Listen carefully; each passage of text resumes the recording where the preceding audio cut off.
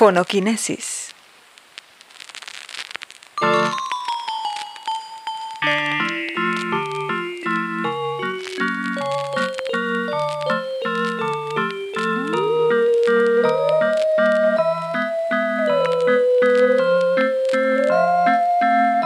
Muy buenos días, buenas tardes y buenas noches a todos los que nos escuchan. Este es otro episodio de Fonoquinesis. Tengo aquí a mi lado al buen, al maravilloso, al genial Francisco de León. ¿Cómo estás, Paco? ¿Qué tal, Sergio? Hola a todos. ¿Qué tal? ¿Cómo están? Un gusto saludarlos como siempre.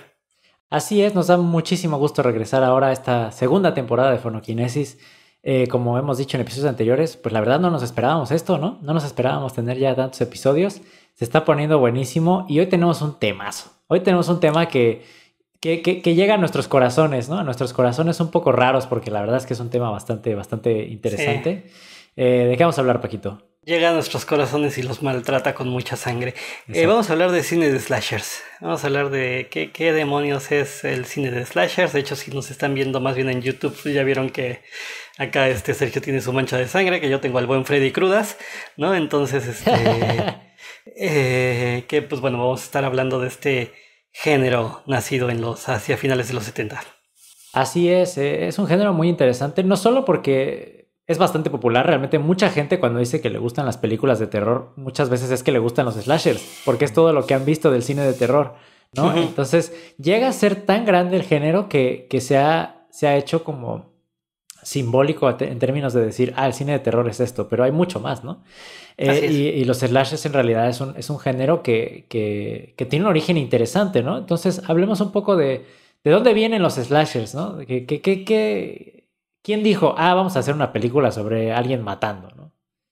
Pues bueno, el cine de slashers tiene varios antecedentes, ¿no? O sea, por ejemplo, si pensamos en películas como Peeping Tom, que es de los 60 en Inglaterra, ¿no? Este asesino en serie que se dedica a asesinar modelos, ¿no? De fotografía, ¿no? Porque además él mismo es un fotógrafo.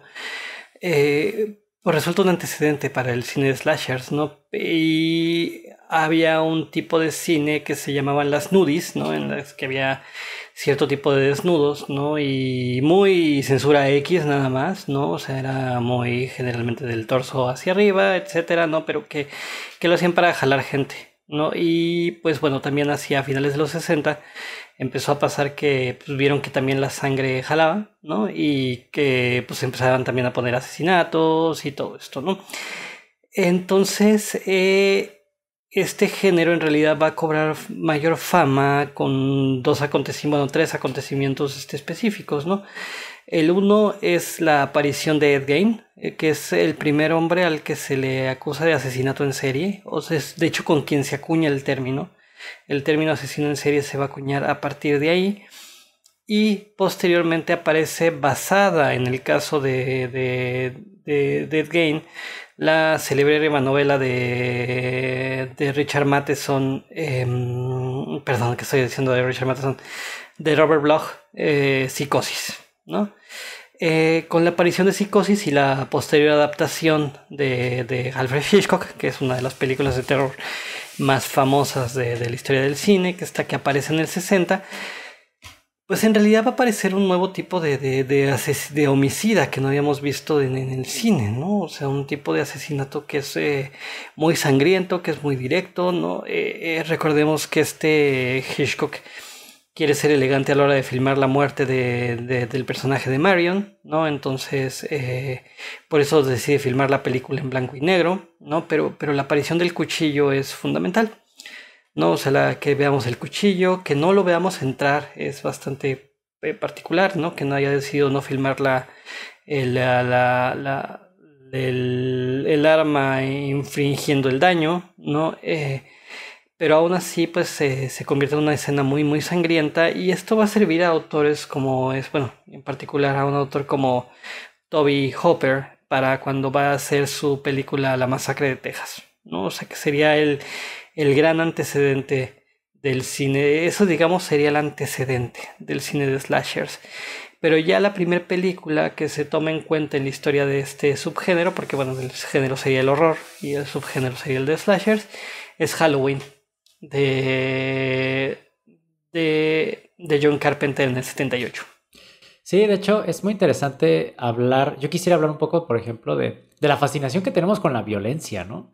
De hecho, podemos verlo desde la antigua, ¿sabes? En los gladiadores, ¿no? Y realmente esa fascinación que tiene las personas por ver cierto comportamiento violento, ¿no? Yo creo que demuestra un poco como la naturaleza del ser humano, ¿no? En la naturaleza, pues la violencia es parte pasa todo el tiempo y yo creo que también nosotros nos gusta ver este tipo de películas porque llama a algo que está dentro de nosotros, ¿no? Yo creo que todos llevamos esa violencia dentro de nosotros, obviamente no todos somos unos asesinos seriales, pero la soltamos de diferentes maneras y me parece que estas películas también tomaron popularidad porque, justo como decías, ¿no? En la época de los 60 también era la posguerra, ¿no? La gente estaba muy tranquila, fue como un boom en la economía de Estados Unidos, de muchos otros países, y se buscaba como este sentido de paz, ¿no? Y cuando pasó lo de este asesino serial, ¿no? Lo de Ed Gein. Ed Gein, fue algo tan duro para la sociedad que realmente era un golpe, ¿no? Era un golpe realmente al decir que nuestra oscuridad seguía ahí, o sea, que no había acabado con la guerra, ¿no?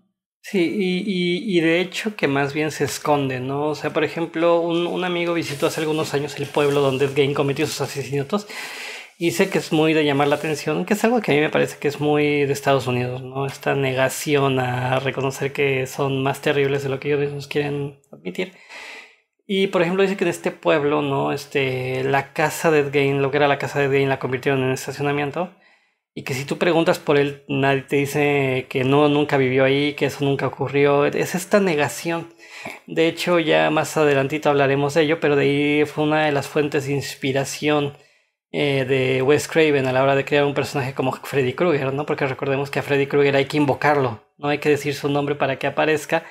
Él decía que esa fue una de las inspiraciones, ¿no? Porque se niega la población de Estados Unidos a reconocer que a puerta cerrada también se viven cosas terribles, ¿no? Entonces justo más bien fue eso, ¿no? El cine de slasher lo que trataba de hacer es un tipo de cine que, vamos a decirlo así, le salía el tiro por la culata. Porque era muy crítico, ¿no? En realidad el cine de slashers es una crítica a las políticas neoliberales que están apareciendo con Ronald Reagan. No, o sea, y abiertamente, John Carpenter ha hablado mucho de ello, ¿no? Como finalmente era su aportación crítica al capital, ¿no? O sea, porque si se fijan, por eso tenemos estos que hoy en día son considerados clichés, pero que en aquel momento eran bien importantes, ¿no? El asesino siempre ataca en un suburbio, que era la idea de la perfección en Estados Unidos, ¿no? Era lo que se tenía como, ese lugar perfecto donde todo es armonía, donde nunca pasa nada malo, etcétera, ¿no? Pues ahí es donde está apareciendo este ser monstruoso, ¿no? Y de hecho por eso es que este tipo de monstruos como Michael Myers o Freddy Krueger son seres que, por ejemplo, a mí me encanta Michael Myers como personaje, porque en realidad sabemos que está vivo, ¿no? Pero se mantiene porque es la personificación del mal. Pero esa personificación del mal metafísico, digámoslo así, ocurre por la forma de vida tan falsa que lleva la gente en Estados Unidos, ¿no? Es decir, era una abierta crítica insisto, a las políticas de Ronald Reagan que estaban apareciendo y neoliberales, ¿no? Sí, pues yo creo que es muy importante contextualizar siempre de las cosas de las que estamos hablando, ¿no? A mí me parece Sí. que una de las razones por las que este cine envejeció tan mal es justo eso, ¿no? Que realmente su papel fue muy importante en ese momento de los 70 y 80, ¿no? Donde esta cultura del aparente conservadurismo americano, ¿no? Que trataba de mantener como todo esto bajo tierra, no funcionaba, ¿no? Pasaba lo mismo con la música, ¿no? Pasó mucho con bandas como Kiss, ¿no? Que querían censurarlos y lo único que hicieron fue hacerlos mucho más populares, ¿no? Y pasó también Sí, esto con las películas de slashers, ¿no? Se les sí. quiso censurar, se les quiso amedrentar y lo que pasó fue que se hicieron muchísimo más populares hasta el punto en el que era el cine que más dinero generaba, ¿no? Sí, así es, y que costaba menos además, ¿no? Exactamente. Sí, porque son producciones en realidad muy económicas, ¿no? Si uno ve Halloween en este momento, a mí Halloween me sigue pareciendo muy poderosa, ¿no? A diferencia de otras que fueron perdiendo encanto sobre, como dices, ¿no? Que no envejecen, que hay cosas que no envejecen también y que ahora también hablaremos de ello. Halloween me parece que es soberbia en ese sentido, ¿no? O sea, que envejece maravillosamente en sentido crítico, en sentido visual, etcétera, ¿no? O sea, porque pero justamente creo que tiene que ver con el hecho de que tenía tan poco dinero John Carpenter para hacer la película, que la hizo en un modo que le aseguró su permanencia, ¿no? O sea, que aseguró la permanencia. Pero pensemos justamente, ¿no? En primer lugar, ¿de dónde viene la palabra slash, el slasher, ¿no? Recordemos que el inglés es un idioma muy onomatopéyico, ¿no? O sea, es decir, imitan mucho el sonido, ¿no? Por ejemplo, si pensamos en cómo se dice la palabra ladrido, es bark, ¿no? Entonces, bark, bark, ¿no? O sea, como que suena a ello, ¿no? Con la palabra slasher pasa exactamente lo mismo. Es una palabra onomatopéyica que registra según el momento en el que el cuchillo entra al cuerpo, ¿no? Según ellos suena slash, slash, slash, ¿no? Entonces es por eso que se le llama el cine de slashers. Em, pero, pero justo volviendo a este punto en el cual era una crítica a Ronald Reagan, fíjense cómo finalmente, por eso, insisto, esto que hoy consideramos cliché era tan importante para estas películas, ¿no? Por eso siempre ataca primero el monstruo a los que tienen relaciones sexuales.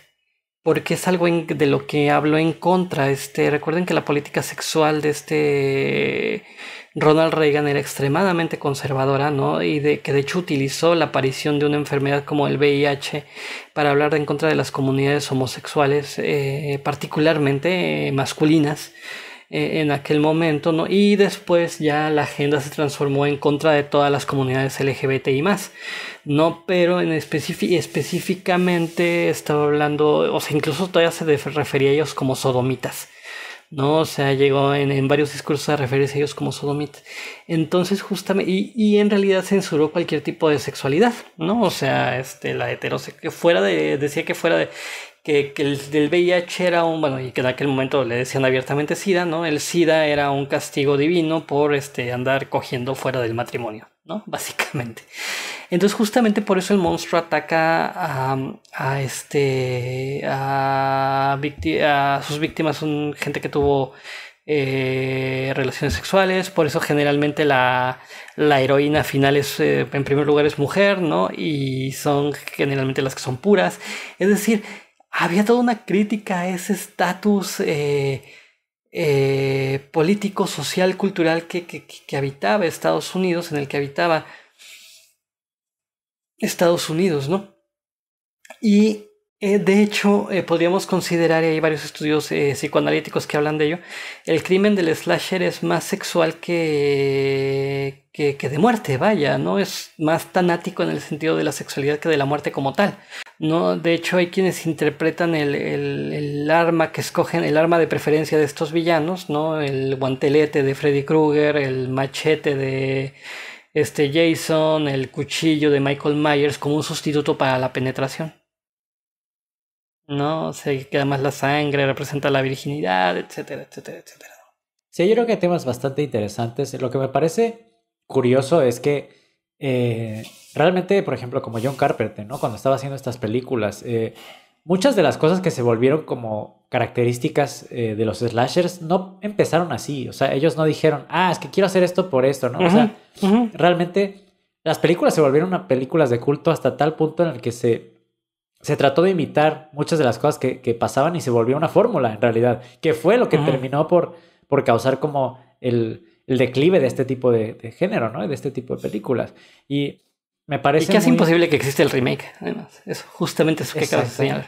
Exactamente, o sea, al final como todo, ¿no? Las películas fueron absorbidas por el capital y el capital dijo, pues perfecto. O sea, como dice Paco, eran un buen negocio en un principio, ¿no? Nadie se estaba dando cuenta que era eso, ¿no? Que las películas eran muy baratas de hacer y al final generaban mucho dinero porque apelaban a lo prohibido, ¿no? En esa época también. Y pensemos que es eso, que al final cuando tú prohíbes algo, la gente lo que va a hacer es querer verlo más, ¿no? Entonces, mientras más se hablaba de estas películas y los malas que eran, era publicidad gratis. O sea, realmente para los estudios esto era bueno, ¿no? Y también quisiera hablar un poco de la relación que tiene la música, ¿no? Con este tipo de género. O sea, yo creo que es muy, muy importante. Hasta el punto en el que decía John Carpenter que la primera vez que mostró Halloween, ¿no? A los diferentes estudios de cine, ningún estudio la aprobó porque no tenía música. O sea, no la aprobó porque no había música todavía en la película. Fue hasta que John Carpenter él mismo hizo la música y le puso este soundtrack a la película, fue cuando realmente la película tuvo otro corte, ¿no? Y fue cuando fue aceptada. Y bueno, podemos hablar de la música volvemos a lo mismo, desde Psycho, ¿no? Desde Bernard Herrmann, que realmente sentó las bases de lo que sería el sonido de los slashers, ¿no? Que al final es esta disonancia que existe en las cuerdas, este suspenso que se crea con la sección de cuerdas en una orquesta, ¿no? Entonces, y en el caso de John Carpenter con sintetizadores, lo cual fue bastante interesante y que también creó como una revolución en el sentido de los soundtracks en este tipo de películas, ¿no? Porque se utilizaron de repente también sintetizadores ya. Lo vemos, por ejemplo, en las películas, si no es un slasher, pero que también tuvo ese tipo de influencias sonoras, El Exorcista, ¿no? Por ejemplo, con ese tipo de música. Entonces, realmente nos estamos dando cuenta que el slasher empieza a crear su propio lenguaje, ¿no? Desde el principio. Y es por eso que funciona tan bien, ¿no? Y es por eso que se puede poner también dentro de una marca y por eso es que existen tantos remakes y se puede hacer esto, porque el lenguaje es claro, es interesante y es replicable. Sí. Sí, exactamente, ¿no? O sea, vaya que de hecho pensemos en que unos años antes había aparecido la lógica del blockbuster, lo que los gringos llaman el blockbuster, ¿no? Con Tiburón, ¿no? Que se convierte en la primera película de verano como tal. No, estas no eran películas de verano, eran películas más bien que siempre se estrenaban cerca de la Noche de Brujas, obviamente por el tema, no, pero que como dice Sergio, ¿no? Iban tomando ciertos elementos que se podían replicar fácilmente. Justamente ese es el problema, ¿no? Por eso se han vuelto tan problemáticas en este momento, ¿no? Porque llega un punto en que ellos tratando de combatir las políticas sexuales entre otras muchas, ¿no? Las políticas habitacionales. De hecho, es una de las primeras críticas verdaderamente fuertes que hay en el cine estadounidense a la clase media. ¿No? O sea, porque por ejemplo el suburbio, pues tengamos en cuenta que es bien siempre clase mediero, ¿no? Y lo que ellos estaban diciendo es que esa clase media era terrible, que había que cuidarse de esa clase media, ¿no? Porque incluso ellos son los que provocan la pobreza, etcétera, ¿no? O sea, eran películas que hablaban. Halloween tiene mucho ese tema, ¿no? La primera pesadilla en Elm Street también tiene, bueno, pesadilla en Calle del Infierno, como la conocimos en México, ¿no? También tiene muchos esos elementos. Pero eso mismo generó que se fuera problematizando de otros sentidos, ¿no? O sea, por ejemplo, indudablemente para películas posteriores, y hay que reconocerlo, la violencia sobre las mujeres será siempre mayor. Ah, por supuesto, por supuesto. Además, su exhibición, etcétera, ¿no? Entonces, es un género que prácticamente de manera inmediata se vuelve problemático. A mí me sorprendió muchísimo la primera vez que vi Halloween porque hay un desnudo en los primeros 10 minutos de la película, ¿no? Y tú piensas, wow, o sea, estaban explorando temas que en esa época eran muy tabú, pero que también se centran mucho en la violencia contra las mujeres. O sea, pensemos que en los slashers del principio, muchas de las películas era eso, ¿no? Era la violencia del asesino con rasgos además sumamente masculinos, ¿no? Vemos, por ejemplo, gente como Mike Myers es un hombre enorme, ¿no? Jason también, ¿no? O sea, que tienen estos rasgos sumamente masculinos y que atentan contra lo femenino, ¿no? En específico contra la sexualidad femenina, podría decirse también. Exactamente, pero que también además tenemos una única slasher mujer, ¿no? Y que además es bien distinta, que es Carrie, ¿no? Y que es muy llamativo por eso, porque justamente Carrie más bien refleja cómo toda esa sociedad opera en contra de lo femenino. Incluso la mujer misma, con todos sus errorcillos y todos, porque la dirige un hombre, ¿no? Además, la dirige Brian De Palma, que me sigue pareciendo una de sus mejores películas, ¿no? Pero está abordando el tema, ¿no? Está abordando de manera muy interesante como ella, Carrie no es alguien que mate de frente, ¿no? No es alguien que vaya con el cuchillo ni nada, sino que su poder está justamente en esa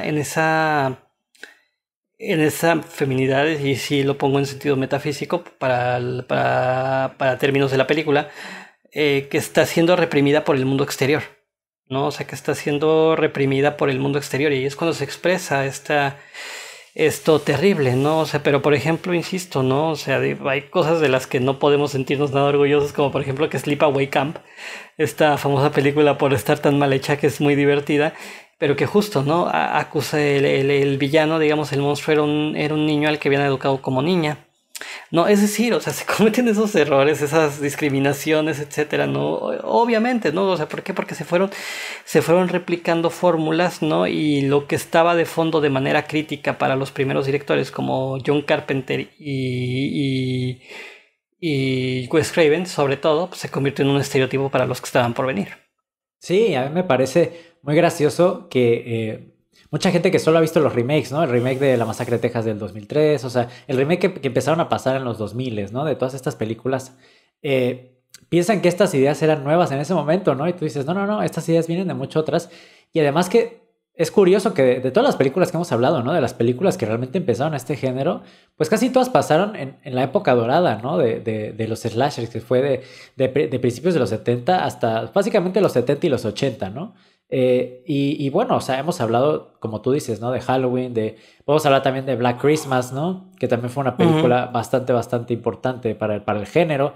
Luego tenemos, por ejemplo, películas ya dentro de los 80, que es Viernes 13, donde aparece nuestro amigo Jason. La pesadilla en la calle del infierno, que es del 84. Y también tenemos al buen Chucky, ¿no? El claro. Chucky, que además que fue un éxito. Último. Exacto, que fue el último, que fue Child's Play en 1988, que fue un exitazo en México. O sea, no sé si te acuerdas que realmente en México tenemos una fascinación en específico por Chucky. Lo que pasa es que creo que el gran éxito de Chucky fue que se dejó de tomar en serio el subgénero. Era muy divertida, exacto, ¿no? Era abiertamente divertida. Ojo, ya lo había hecho Wes Craven con Freddy Krueger, ¿no? Llegó un punto en que, porque mucha gente no toma en cuenta esto, pero Robert Englund, el actor que hace a Freddy Krueger, es un actorazo. O sea, es un actorazo. Y si no me creen, véanlo haciendo Yago. Hay una grabación de cuando él trabaja, porque es británico. Y trabajó en una producción en muchas producciones de Hamlet, y en Otelo él llegó a ser Yago. Es un actor brillante, o sea, no estamos hablando de un actor improvisado, segundón, serie B, estamos hablando de que contrató para el papel a un actor muy serio. Robert Englund, curiosamente, también le sugirió en algún momento a Wes Craven, y Wes Craven estaba feliz que para la tercera película dejaran de tomarse en serio, porque a ninguno de los dos les gustó la secuela. Entonces en la tercera es cuando se dejan de tomar en serio, y ellos de verdad querían que el personaje acabara ahí, pero bueno, ya sabemos que Hollywood no sabe dónde, cuándo parar, entonces siguieron haciendo películas. Fue justo eso realmente, o sea que los slashers le dieron pauta a Hollywood a hacer secuelas. O sea, si quieren culpar a un género de las secuelas, son los slashers, definitivamente. O sea, los slashers popularizaron el rollo de las secuelas porque los estudios empezaron a ver que podían seguir haciendo dinero con el mismo concepto. No tenían que hacer nada más que crear como otra pequeña historia por ahí, decir que el personaje evolucionaba y ya está, ¿no? O sea, porque realmente vemos, por ejemplo, como tú dices, la transición, ¿no? Chucky fue realmente la transición entre el final del origen del género y como la crítica social del género al éxito, no solo a la comedia, sino al éxito comercial del género. Vamos a exprimir esto hasta que ya no quede nada más, ¿no? Que fue lo que pasó con ese tipo yo lo veo como en vez de decir, vale, dentro de este género hubo como todas estas ideas interesantes como Freddy Krueger, como Viernes 13, como Chucky, es como, vale, ya tenemos estas marcas, ¿no? Es como tenemos Coca-Cola, Pepsi. Entonces, eso pasó con todos estos personajes, ¿no? O sea, Chucky era Coca-Cola, el de Halloween era Pepsi. Exactamente, entonces empezaron a desarrollar más y más. Y Michael era Pato Pascual. Exactamente. Entonces es muy, muy gracioso. Y bueno, en los 90 recordemos que también estas películas, o sea, empezó a haber un auge enorme de películas slashers malas también porque empezó el VHS. ¿No? Sí, porque muchos iban directamente a video. Nada más que fíjate que antes de llegar a esto, sí me gustaría ampliar un poco la época de oro de este cine, ¿no? Por ejemplo, Wes Craven también era muy crítico en ese sentido, ¿no? Era un director que es mucho más inteligente de lo que mucha gente le quiere reconocer. Él y John Carpenter estaban aparte, ¿no? Y yo creo que Toby Hopper sería el otro, ¿no? Pero él dejó mucho el cine de slasher por hacer un cine de horror más tradicional, ¿no? Recordemos que se fue a hacer cosas como Poltergeist, ¿no? O cine por el estilo, y él como que llegó a un punto en que fue dejando de lado el slasher. Pero Carpenter y Craven, pues sí siguieron un poco más. De hecho, Craven en los 90 justamente lo va a volver a revolucionar, pero ahorita hablaremos de ello. No hay que perder de vista que, por ejemplo, también, o sea, tanto era el afán de criticar la vida de los suburbios estadounidenses, que de hecho Wes Craven dice que la idea para Freddy Krueger surgió una noche en que él encantaba, dice que de niño le encantaba mirar por afuera de la ventana de su casa. Entonces que un día está ahí y de repente un hombre que al parecer vivía en la calle, ¿no? Se le planta de frente, ¿no? En la ventana y lo asusta. Dice, nunca voy a olvidar que iba vestido con una camisa a rayas y un sombrero. ¿No? O sea, la imagen de Freddy Krueger surgió de esta experiencia.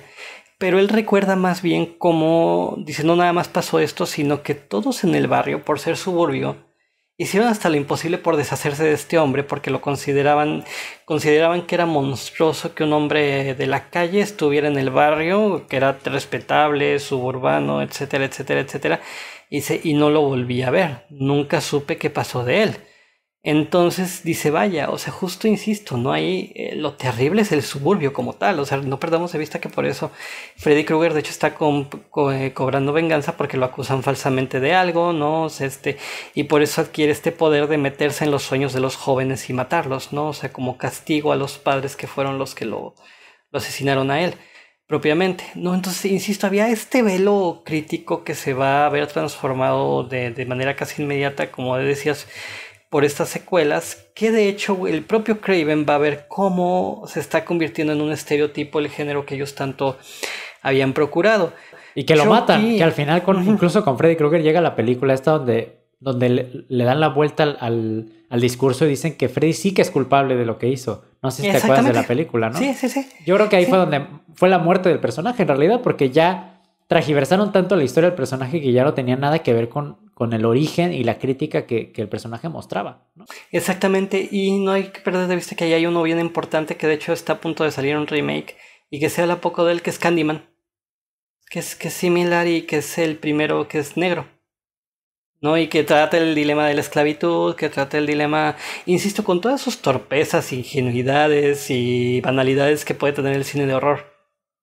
Pero había el intento, y que también, de manera similar a lo que pasa con Freddy Krueger, Candyman también solo aparecía cuando se le invocaba. No, o sea, también solo aparecía cuando se le invocaba. Insisto, la gran habilidad de Chucky fue dejar de tomárselo en serio. De hecho, por eso también Craven y Carpenter decían que estaban agradecidos con un personaje como Chucky, porque hace que uno se deje de tomar en serio el género y no hicieron sino o sea, por ejemplo, se nota que Brad Dourif, ¿no? Que también es un actor así de carácter tremendo, ¿no? Recordamos que es lengua de serpiente en la saga del Señor de los Anillos. Que es un actor de carácter así hecho y derecho, ¿no? Y él es el que hace a Chucky. Y se ve que se está divirtiendo como niño haciendo al personaje, ¿no? Entonces, vaya, o sea, allá había eso, ¿no? Ahora ya va a haber hasta una serie. Va a haber una serie de televisión con Chucky, ¿no? Lo cual a mí no me anima nada. Pero viene este momento en el que tú decías, ¿no? En el que empieza a aparecer saga, películas que se van directo al VHS, pero Craven hace Scream. Exactamente. Para criticar en qué se convirtió el slasher. Exactamente. Es justo lo más interesante que pudo haberle pasado al género, ¿no? Porque estamos viendo que ya empieza a ver el rollo de Masacre de Texas 4, Calle en el Infierno 5, y ya empezamos a ver la secuela de la secuela de la secuela, y realmente lo que pasó con Scream fue que le dio la vuelta de tuerca, ¿no? Sí, o sea, sí, totalmente. Fue como dijo, mira, vamos a romper este rollo y volver a mostrar el género como lo que realmente es, ¿no? Que es una crítica. Y a criticarlo por sus clichés. Exactamente, o sea, es muy interesante porque el género empezó como una crítica social hacia los conservadores de los 70 y los 80 y terminó revolucionándose como una crítica hacia su propia o sea, su propio desarrollo, ¿no? Porque el género terminó siendo y absorbido por el capital, y Scream fue como de, el género se ha capitalizado completamente, vamos a burlarnos de esa capitalización, lo cual me parece increíblemente genial. No solo es increíblemente genial y viene de una persona que es completamente consciente de lo que está haciendo, sino de que es de la misma persona que popularizó el género, lo cual lo hace mucho más interesante. Exactamente, ojo, ya Craven había intentado hacer esto con la saga de Freddy Krueger.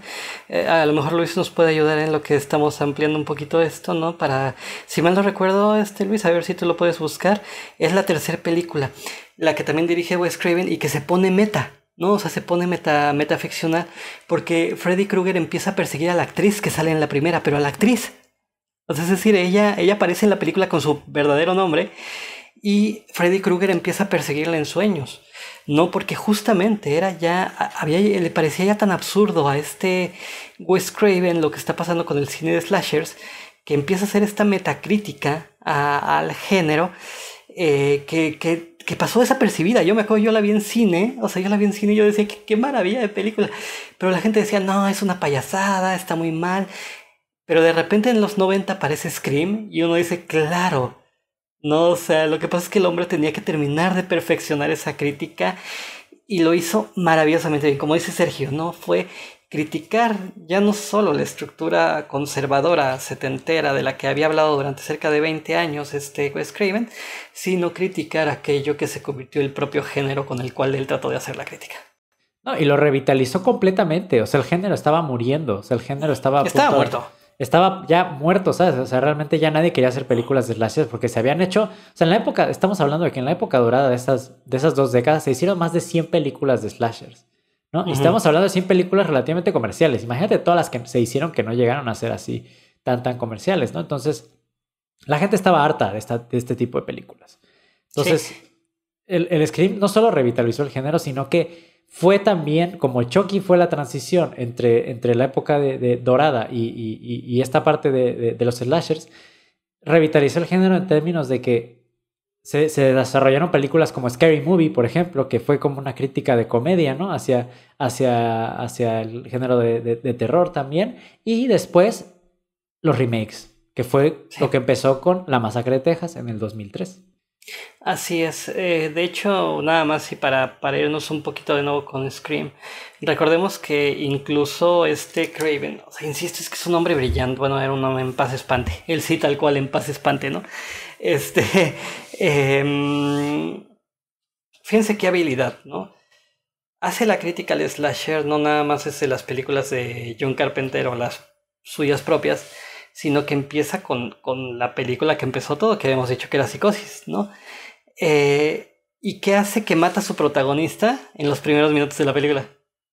Como hizo Hitchcock en Psicosis, ¿no? Que recordemos que el personaje de Janet Leigh muere en los primeros minutos de en la primera media hora, 40 minutos de la película. Aquí él la mata casi de inmediato, ¿no? Pero es una especie de homenaje a lo que hace Hitchcock con Psicosis, ¿no? De hecho es Drew Barrymore, si mal no recuerdo, es la primera víctima de Mask Face, como se llama el villano de Scream, y de hecho ella era la que aparecía como la protagonista principal de la película en el póster. No, o sea, y en el tráiler de hecho parecía que tenía más relevancia su personaje, ¿no? La mata casi de inmediato. Pone en evidencia cómo se mata a los que tienen relaciones sexuales, ¿te acuerdan? La regla de no seas negro en una película de terror porque vas a ser el primero en morir. Ahí es donde la están diciendo, ¿no? Y tampoco seas mujer, ¿no? Es decir, va haciendo todo un señalamiento a cómo este género se vuelve un elogio de hecho, y él lo decía así, llegó un punto en el que el cine de slasher se convirtió en un elogio al frat boy. ¿No? A los universitarios de fraternidad que les dicen en Estados Unidos, ¿no? A su cultura machista, a su cultura... Es bien interesante lo que trató de hacer en ese momento Craven, ¿no? Con Scream. Y también hablemos de que fue la primera película que en sus secuelas no seguía al asesino, en realidad seguía a la protagonista. Sí, o sea, exacto. Este tipo de película fue que sus secuelas seguían a la protagonista que la representa la actriz Neve Campbell, ¿no? Neve Campbell, exactamente. Entonces también fue única en eso, ¿no? Que fue única hasta en sus secuelas. O sea, él también dijo, quiero cambiar la idea de la secuela y decir, ¿por qué no en vez de seguir al asesino, seguimos a la protagonista, ¿no? Y de hecho la película es interesante porque el asesino es diferente en cada película. Simplemente la personificación del personaje sigue ahí. Y fue otra crítica también, ¿no? Que era de que ya ni siquiera importa quién sea el asesino porque el personaje termina siendo... Exacto, lo cual es que es genial, es absolutamente genial. Y justo, ¿no? Él vuelve a dirigir la cuarta y el personaje lo reconoce, ya es una caricatura de sí mismo, ¿no? Y bueno, en este caso de sí misma, porque es una mujer la asesina, pero reconoce que ya es una caricatura de sí misma. Y además también se atreve, si te fijas, hasta la fecha, los 3 protagonistas principales siguen vivos.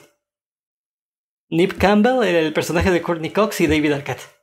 No, o sea, ellos sí, incluso, sí. A mí también es una película que pasó desapercibida, pero que es muy buena. Nada más, antes se me estaba olvidando que también Carpenter incluso también trató de hacer variaciones en Halloween, Él también dirige la tercera y es una colección de muy al estilo de Cuentos de Ultratumba o Dimensión Desconocida. La tercera película es una colección de historias sobre Halloween. O sea, él no quería que se preservara a este Michael Myers como personaje único de la saga, ¿no? Entonces, finalmente por eso lo transformó en esto. Ay, después que tenemos la basura que hizo Rob Zombie, ¿no? Con Halloween, que realmente... Ay, sí, bueno, es que Rob Zombie es muy mal director, hay que A reconocerlo. ver, es que no es un director también. Cuando sí, pones a alguien no así, lo es. ya. No lo es, y no, a mí hasta su música me causa conflicto, la verdad, ¿no? Y bueno, cosas que sé que le hizo a la gente de los Ramones y... Sí, no es un tipo que no lo tengo para nada en un buen lugar, debo ser sincero, a Rob Zombie, ¿no? Pero sí, no, lo que hizo con Halloween fue insultante. De verdad fue un insulto.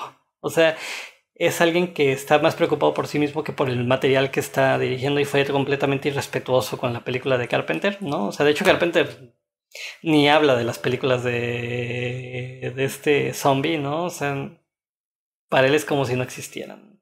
Se siente más orgulloso, por ejemplo, del último reboot, ¿no? Que hubo de Halloween. No dice, bueno, por lo menos me parece más respetuoso con el en torno a lo que es la película original a todo lo posterior, ¿no? Pero sí, ¿no? O sea, había un afán de todos ellos de que no se convirtieran en clichés sus personajes, pero bueno, sabemos que, insisto, vean, eso es lo que es el Capital, ¿no? Es tomar algo que funciona, tomar algo que es bueno, ¿no? Y reproducirlo hasta el cansancio. Exactamente, y es ahora No, donde entramos justo en los slashers postmodernos, como podrían llamarle, ¿no? O sea, que son todos estos remakes que se están haciendo de las películas originales, que se está desarrollando un universo en donde los personajes interactúan el uno con el otro, como es el caso de Jason contra Freddy, ¿no? Sí, exactamente. Y que por eso no funcionan. Estaba tan acotado a la ideología ochentera. O sea, el slasher era un subgénero tan acotado a la ideología ochentera que por eso no llaman la atención en este momento, ¿no? Este remake que hicieron con... Ay, se me acaba de olvidar su nombre. El actor que salía en Watchmen, el que hacía Rorschach.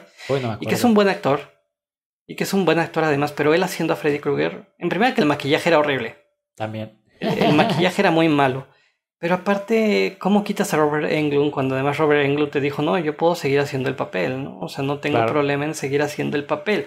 Es un papel que he hecho toda la vida, no sé cómo hacerlo. Y el otro quedó muy mal porque este otro actor se lo tomó muy en serio. Lo cual es lo peor que puedes hacer. O sea, realmente es lo peor que puedes hacer. O sea, yo creo que las películas también... Yo creo que también esto ha dado el giro de que es el género que peor ha envejecido de muchos de los géneros cinematográficos. Sí. O sea, ha envejecido terriblemente. Y esto nos da una idea, ¿no? Una idea y un warning histórico de decir, si dejamos que el capital absorba estas ideas, lo que va a terminar pasando es que se van a convertir no solo una broma de sí mismas, una sátira y una comedia, una cosa horrible, sino que se van a capitalizar de tal forma que se van a exprimir completamente y las ideas van a dejar de existir. O sea, y van a hacer otra cosa, ¿no? Lo cual estoy seguro que no solo está pasando, sino que seguirá pasando, por ejemplo, con el cine de superhéroes.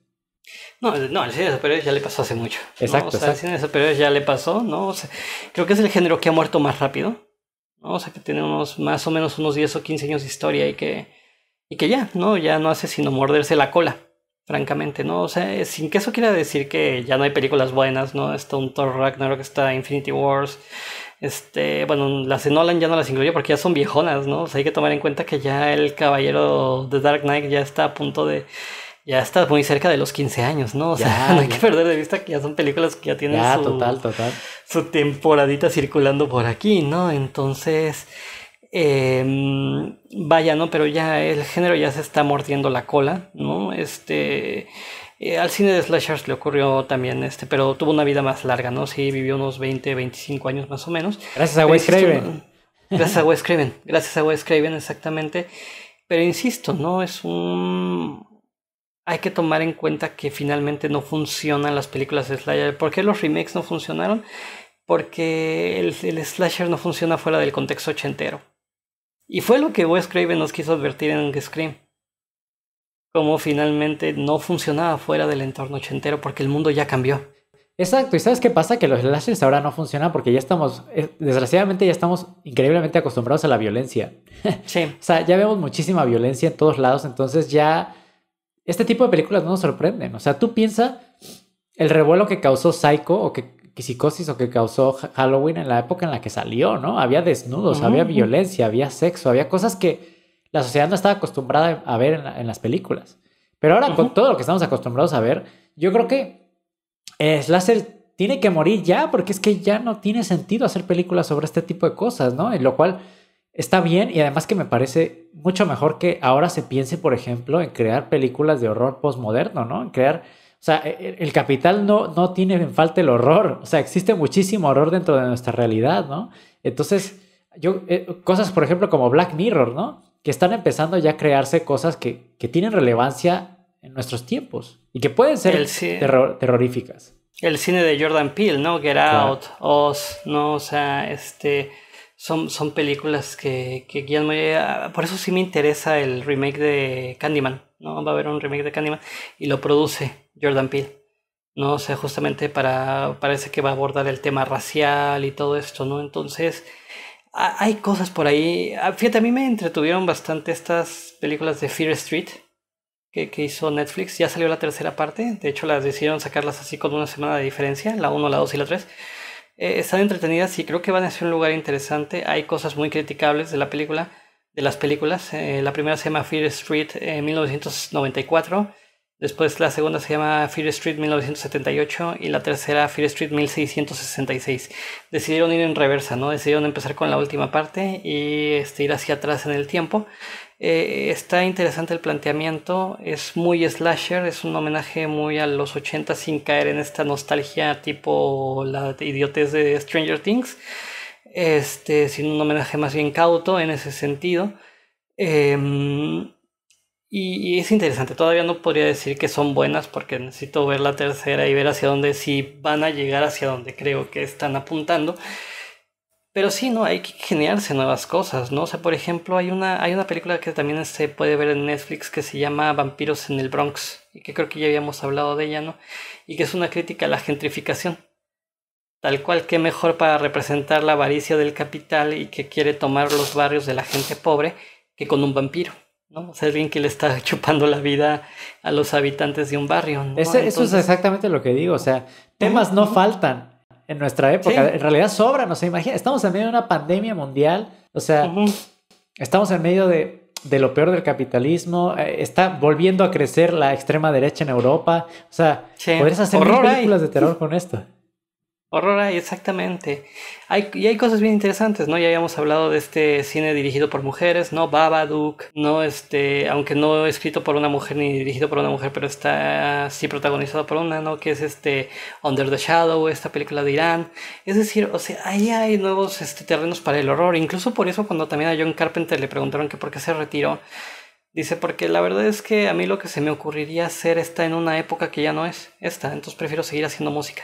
En este momento, ¿no? Estoy en un momento en el cual prefiero hacer música porque ya lo que yo pudiera hacer del cine, ¿cómo voy a hacer una cine de slasher en un contexto tan violento como el que estamos viviendo? Claro, él lo entendió Dices, perfectamente. claro, lo entiende, ¿no? O sea, lo entiende. O sea, sabe por qué fueron importantes en el momento en el que aparecieron, ¿no?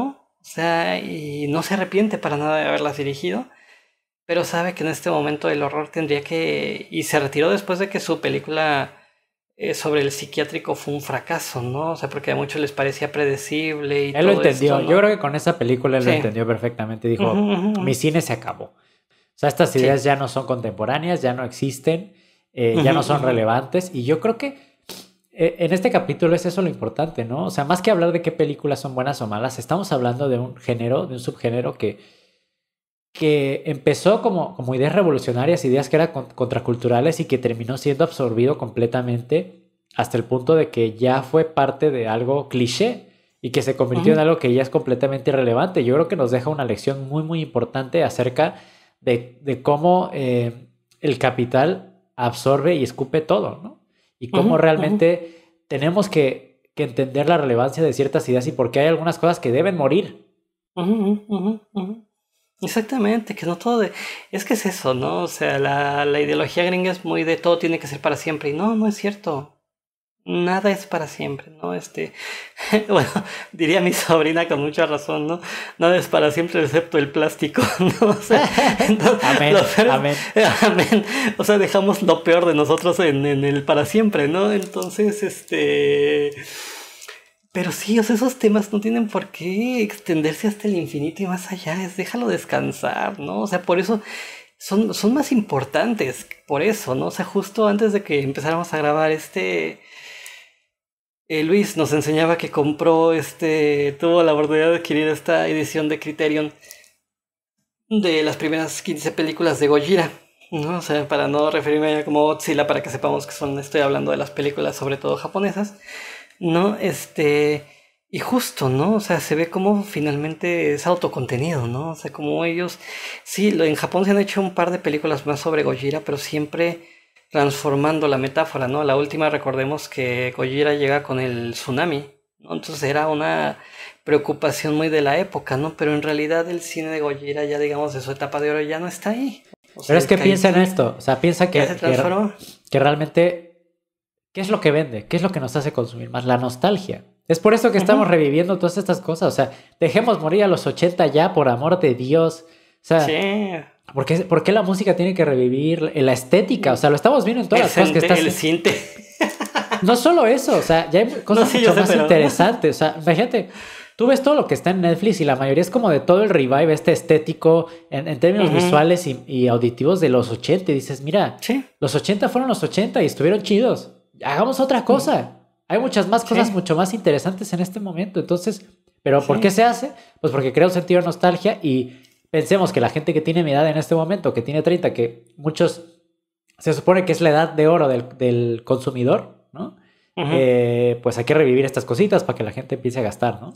Exactamente. A ese respecto yo siempre recomiendo una lectura maravillosa y bueno, Sergio, no me va a dejar mentir, es desde mi perspectiva el crítico musical más culto que hay en este momento, Simon Reynolds, que siempre es una maravilla leerlo porque habla de música, pero va de un lugar a otro, habla de Nietzsche, habla de Angela Davis, ¿no? O sea, va hablando o sea, es un hombre con una capacidad intelectual asombrosa verdaderamente, y él tiene un libro muy recomendable que se llama Retromanía, en el cual justamente pone de manifiesto esta idea de la que está hablando Sergio, ¿no? Que es como él advierte, y es un libro que escribió ya hace sus buenos 10 añitos más o menos, en el que él advierte... Justo este año cumple 10 años.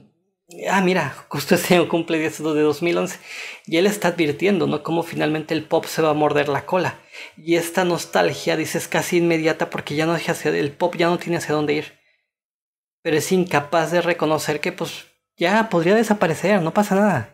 No va a pasar nada, no vamos a dejar de oír a los grandes músicos de rock porque ya no se haga rock, ya no vamos a dejar de oír a ese buen pop científico que nos llegaron a hacer bandas como Bell Sebastian o no sé, el primer Weezer o algo por el estilo, porque ya nadie esté haciendo ese tipo de música, ¿no? Claro, van a perdurar como productos importantes en el tiempo en el que aparecieron, pero pasemos algo, y no lo dice con esta obsesión de lo nuevo, no es esta obsesión tampoco capitalista de todo tiene que ser novedoso y que quién sabe qué, no, o sea, reconozcamos que hay influencia, pero ¿por qué, por ejemplo, salen productos tan pavorosos como una Taylor Swift, ¿no? Que se cree súper rebelde, pero pues que es una hija del sistema hecha y derecha, ¿no? O sea, que es más conservadora que muchas veces los mismísimos seguidores de Trump, pero que se finge ella súper progre, ¿no?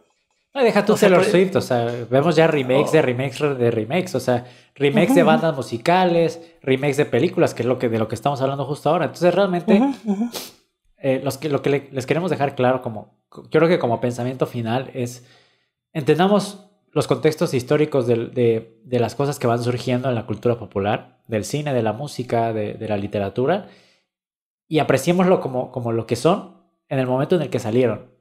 Pero una vez que evoluciona la vida y la cultura, tenemos que evolucionar con ella, porque si no, vamos a ser víctimas también de los mismos errores.